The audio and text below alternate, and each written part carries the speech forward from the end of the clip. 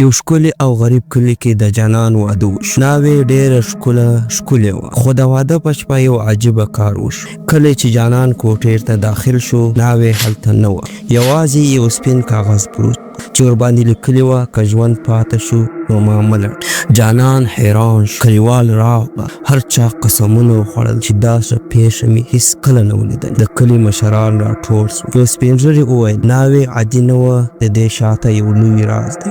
جانان د خپلې ناوې موندلو لپاره یو زوړ صوفي ته لاړ. صوفي د اوبو په کاسه کې یو څه ولیدل. بیا یې وویل ستا ناوې د جناتو لخوا تښتول شوې ده.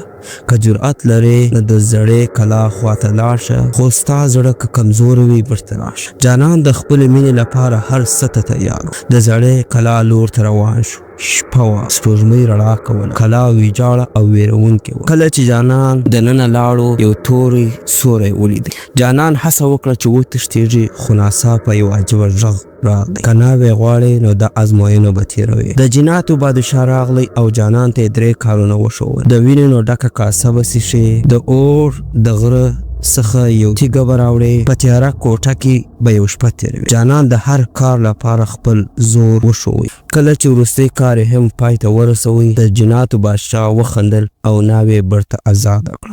کله چې جانان د ناوې سره بیرته کلي ته راغلی، ټول کلیوال حیران شول. سپین ږیري مشران حیران شول، ځکه چې چا فکر نه کوه چې انسان دی د جناتو لخوا سلامت راشي. خو ناوې جانان ته غږ وکړي زه اوس هم یو راز لرم. که غواړئ د دې کیسې دویمه برخه هم واورئ نو ویډیو لایک کړئ او چینل سبسکرایب کړئ.